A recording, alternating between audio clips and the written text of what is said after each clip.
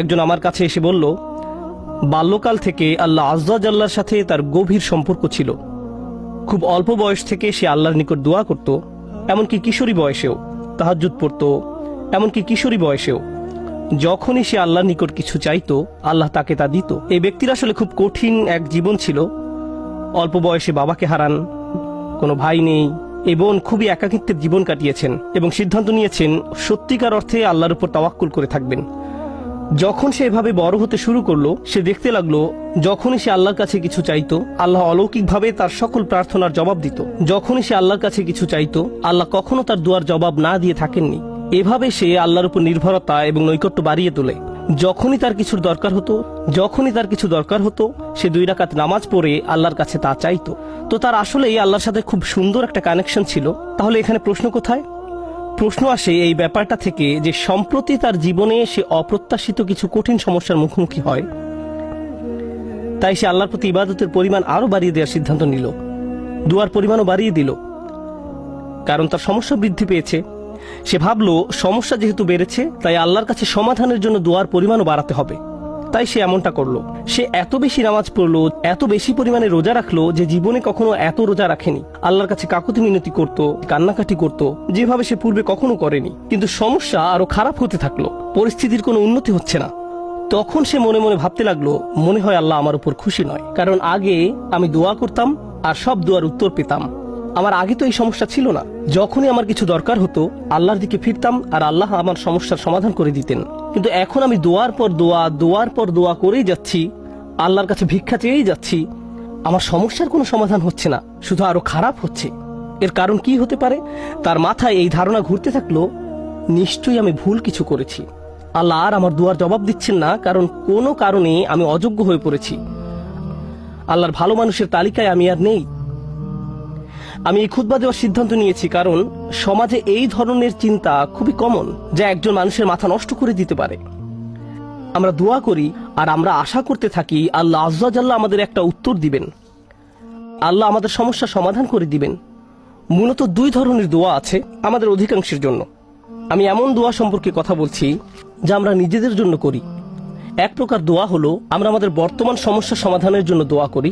আমাদের সমস্যা আছে, কিছু পরিস্থিতিতে আটকা পড়ে গেছি, আমরা চাই আল্লাহ আমাদের আরো খারাপ কোনো সমস্যায় পড়ে যাওয়া থেকে রক্ষা করুন, আমাদের ভালো যা আছে তা যেন তিনি রক্ষা করেন ইত্যাদি। আর অবশ্যই আমরা আমাদের ভবিষ্যতের জন্য দোয়া করি, আমরা নিজেদের জন্য দোয়া করি, সন্তানদের জন্য দোয়া করি, এখন সবকিছু ভালো আছে, ইয়া আল্লাহ এভাবেই যেন থাকে। এই ধরনের দোয়াগুলো আমরা নিজেদের জন্য করে থাকি।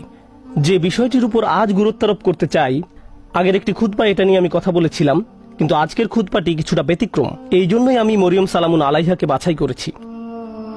শুরুতে সবাইকে একটা ব্যাপার স্মরণ করিয়ে দিতে চাই, আপনার দোয়ার উত্তর তাৎক্ষণিকভাবে পাওয়া যাক বা না যাক, এর সাথে আল্লাহ আপনার উপর সন্তুষ্ট আছেন কিনা তার কোনো সম্পর্ক নেই।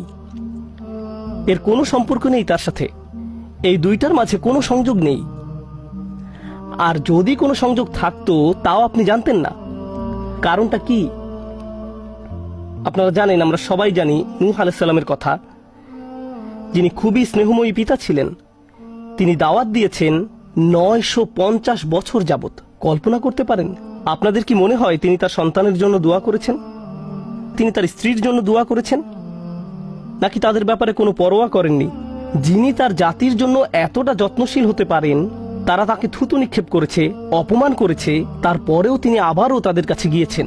এভাবে 950 বছর যাবত। আপনাদের কি মনে হয় তিনি নিজের ছেলেকে উপেক্ষা করেছেন, নিজের স্ত্রীর কথা ভুলে গেছেন?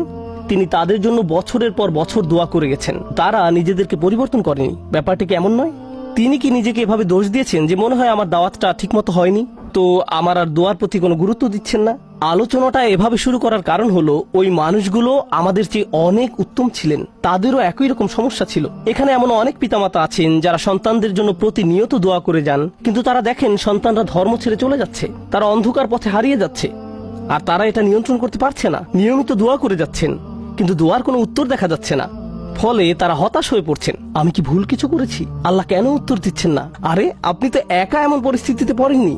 আমাদের রাসূল সাল্লাল্লাহু আলাইহি সাল্লাম প্রচুর দোয়া করেছেন। আপনার কি মনে হয় না যে তিনি তার চাচার জন্য দোয়া করেছেন, তার পরিবারের জন্য দোয়া করেছেন? আপনার কি মনে হয় না তিনি আবু লাহাবের কথা বিবেচনায় নেননি? যদি তিনি দোয়া করে থাকেন তার সকল আবেগপ্রবণ দোয়া সত্ত্বেও আল্লাহ আয্যা ওয়া জাল্লা তাকে বলছেন, ইন্নাকা লা তাহদি মান আহবাবত। আমাদের মাঝে এমন অনেকেই আছেন, এমন অনেক সন্তানেরা আছেন যারা আশা করেন তাদের পিতামাতা বা বড়রা যদি আরেকটু ভালোভাবে আল্লাহর পথে চলতো। এমন বহু তরুণ তরুণীর সাথে আমার কথা হয়েছে যাদের পিতামাতা ভয়ঙ্কর রকমের পরিষ্কার হারাম ব্যবসায় জড়িত। সন্তানেরা, তাদের ছেলেমেয়েরা তাদের বলছে, প্লিজ এই ব্যবসা থেকে বের হয়ে আসেন, আমি আপনাদের উপর নির্ভরশীল, আর আমি তো এই মুহূর্তে আমার পরিবারের জন্য আয় করার অবস্থানে নেই, কিন্তু আপনারা যা করছেন তা ভুল। তখন সন্তানদের বলা হয়, তোমরা পিতামাতাকে অসম্মান করছো, তোমাদের তো পিতামাতার সাথে তর্ক করা উচিত নয়। এই ক্ষেত্রে ব্যাপারটা সম্পূর্ণ উল্টো, যে সন্তানেরা পিতামাতার হেদায়েতের জন্য দোয়া করছেন, কিন্তু পরিস্থিতির কোনো উন্নতি হচ্ছে না।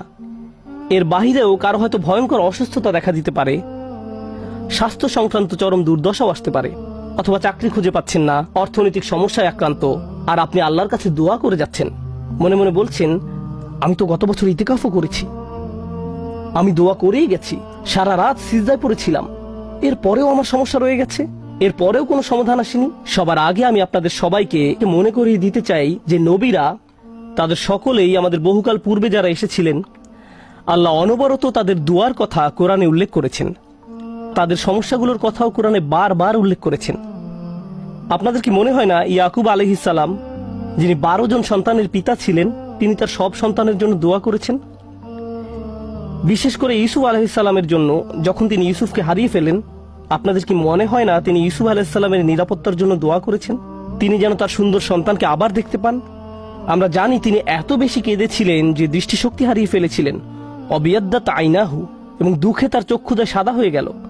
তার এত বছরের দোয়ার কোনো উত্তর পাওয়া গেল না, কিন্তু পরিশেষে উত্তর পাওয়া গেল। আপনাদের কি মনে হয় না যখন মুসা আলাইহিস সালামের মা নিজ ছেলেকে পানিতে ভাসিয়ে দেন, আর দেখতে পাচ্ছেন যে স্রোতের টানে বাক্সটি হারিয়ে যাচ্ছে, বাক্সটি যে কোনো সময় উল্টে যেতে পারে, আর কিভাবে জানেন যে বাক্সটি ওয়াটারপ্রুফ, পানি প্রবেশ করবে না? কিভাবে জানবেন যে এটি পাথরের আঘাত পেয়ে ভেঙে যাবে না? আপনি নদীতে ফেলে দিচ্ছেন একটি বাচ্চাকে, নদীতে। আপনাদের কি মনে হয় না যে মুসার মা আল্লাহর কাছে দোয়া করেছেন? এই দুই দোয়ার ক্ষেত্রে পার্থক্যটা লক্ষ্য করুন। মুসা আলাইহিস সালামের মায়ের ক্ষেত্রে তিনি আল্লাহর কাছে দোয়া করেন, তিনি তার ছেলের সাথে আবার একত্রিত হন ঠিক কয়েক ঘন্টা পর। বাচ্চার পরবর্তী খাওয়ার সময় হওয়ার মধ্যেই সে আবার তার মায়ের দেখা পায়। আর অন্যদিকে ইউসুফ আলাইহিস সালামের ক্ষেত্রে তিনি তার পিতার নিকট থেকে বিচ্ছিন্ন হয়ে পড়েন, কিন্তু বহু বছর যাবৎ তিনি তার পিতার দেখা পাননি, অনেক অনেক বছর যাবৎ।